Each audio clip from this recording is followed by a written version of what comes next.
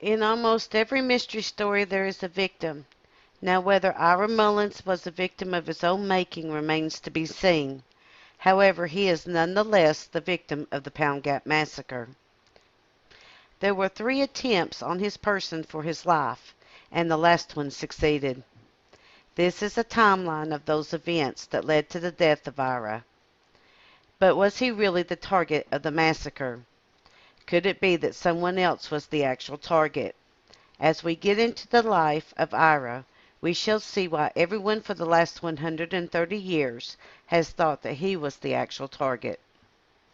In May 1879, Henry Vanover's niece, Polly Louranza Estep, the daughter of his sister Mary and John Estep, married Ira Mullins, the son of John L. and Martha Mullins of Pike County.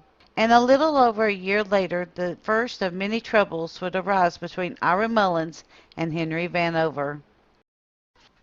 It is unknown if Mullins actually did any sharecropping work for the Vanovers during this time. However, it is well known that he made money from the occupation of moonshiner. This occupation is often cited as the reason that would lead to his making many enemies and is the ultimate reason behind 3 death attempts. Mullins went hunting for a wife. He chose the niece of Henry Vanover, Louranza Estep, a mountain beauty with raven hair. She offered him the opportunity to be a sharecropper for Vanover. In that deal, Mullins would live in a cabin on Vanover land in exchange for work done for the family. Louranza and Ira would have only one child together, John Harrison Mullins. Ira, or Bad Ira, Mullins, as he was locally known, was a big-time moonshiner and corn whiskey runner by trade. It is also said that he was a small-time merchant as well, but we could find no record of him owning a general store or mercantile on the Elkhorn Creek. It is possible that he later owned such a business in Virginia, but it is also just as likely that his business or story of it is used as a front for his illegal endeavors. On October 21st, 1880, Ira Mullins would be arrested, fined $25, and spend 10 days in the Whitesburg, Kentucky jail. The only information we can find about the case is that the indictment which states that Ira was carrying a concealed and deadly weapon. The indictment was used by the jury to record the sentence and the fine, and as a scratch pad by the county clerk to tabulate $12.85 in court fees. The indictment lists the witnesses for the Commonwealth as well: Morgan Killers, Henry Vanover, and a man that is repeatedly associated with the story of Pound Gap Massacre, Isaac Belcher. In the mid-1880s, Ira and Louranza Mullins moved to Elkhorn Creek and settled in a cabin that was built on a plot of land owned by Henry Vanover. Although Henry informed Ira and his niece that the property and the cabin in which they were now living was owned by him, there is nothing to indicate that he asked them to leave, either verbally or in a court record. What we do know is about this time, someone started trying to kill Henry Vanover. On June 18, 1887, while working in the fields in Rocky Hollow with his wife, Henry Vanover was ambushed and killed. Although the actual killer of Henry Vanover remains unknown, it is widely thought that Clifton Branham had murdered Henry Vanover. Branham was arrested and tried for the crime, although there was little evidence, and Branham claimed to be at home with his wife and family that day. He was convicted of conspiracy and criminal complicity and would spend 15 years of a 90-year term in prison. After Henry's death, his widow Sarah was left to raise their children on her own. However, having a large timber-producing estate did not make it easier, as at one point Sarah was facing 100 lawsuits from people claiming Henry's land, including a lawsuit from Ira and Louranza Mullins. Doc Taylor was a close friend of Henry Vanover's and became involved in several of the lawsuits against the widow Vanover, including one with Ira Mullins. If Clifton Branham had knowledge of who actually killed Henry Vanover, he kept silent about it.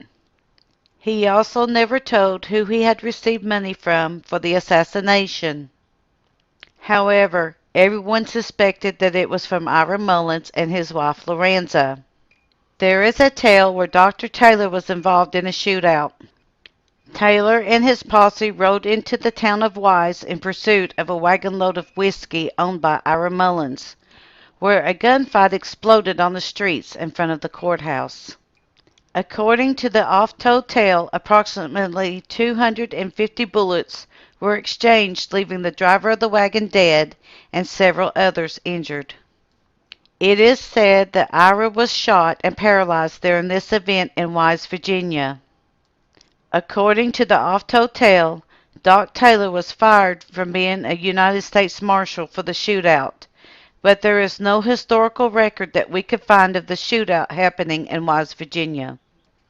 However, there is a newspaper article that says that Ira Mullins had received his paralyzing injuries in a shootout with revenuers in Mountain Home, Tennessee, over a year prior to the Killing Rock Massacre. According to the testimony of W. M. Mullins, this event took place 2 years before the events of the massacre. Most people figured that it was the shootout at Wise, Virginia that started the feud between Dr. Taylor and Ira Mullins. However, it is of particular interest to note that Taylor would become a federal marshal in 1889, 2 years after the death of Henry Vanover, and start his war with the moonshiners. It is also telling in the fact that Taylor chose the pursuit and capture of moonshine runners coming from Kentucky into Virginia. Taylor was known to camp out at what is now known as Raven Rock and spy on the road using his 5-foot spyglass, and then set a trap for the runners at the top of the mountain. Jemima Harris states that she had lived with Ira Mullins all of that spring because he was paralyzed and couldn't help himself.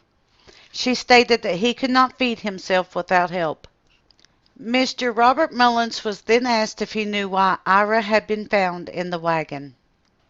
The transcript tells us that he replied, quote, Ira Mullins was paralyzed, could not feed himself, and had to be hauled from place to place in a wagon, unquote. As we will state in this next section, 2 witnesses would come forward.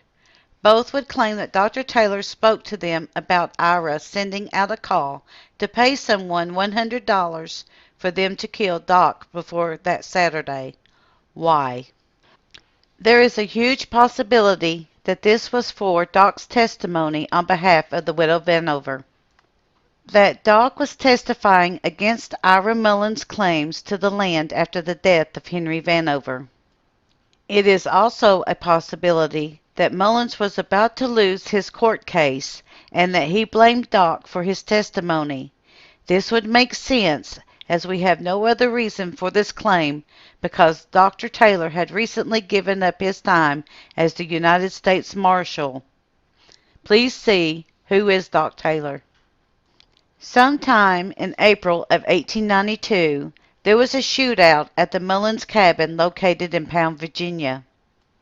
According to the Richmond Dispatch, a number of unknown men went to his house and opened fire on the cabin. Several shots went through the window and lodged into the bed of Ira Mullins. Several friends arrived at the cabin and were able to save Ira from death. They hid him under a pile of freight in a covered wagon and spirited him away to safety. Noah Hubbard, Jemima Harris, and Doc Swindall would all testify about the shooting at the cabin. Noah Hubbard would further testify that he and Doc Taylor would have a conversation at his house about the shooting of Ira Mullins. He said that Dr. Taylor told him that, quote, some person or persons had shot through Ira Mullins' window into his bedclothes, but it was not him, unquote. The witness testified that this was because Ira Mullins had offered $100 to have Dr. Taylor killed on Saturday. However, Ira's bed was shot into on Sunday. The witness then stated that Dr. Taylor had told him that he was in Kentucky when Ira Mullins had offered the reward to have him killed. Hubbard then stated that, quote, He said that he was going to keep in the brush and keep the law on his side. Unquote. Dr. Swindall testified, I live 150 yards from Ira Mullins' house, and I saw him the Sunday before he was killed. Dr. M.B. Taylor stayed all night at my house on Saturday night before Ira Mullins was killed. He asked me about Ira and said that Ira had offered $100 for his life. I was in bed when he came to my house. He asked me to get up and come out on the porch, that he wanted to talk to me. He said that sometime after Ira had offered the reward to have him, that is Taylor, killed, someone had shot into his, that being Ira, his bed.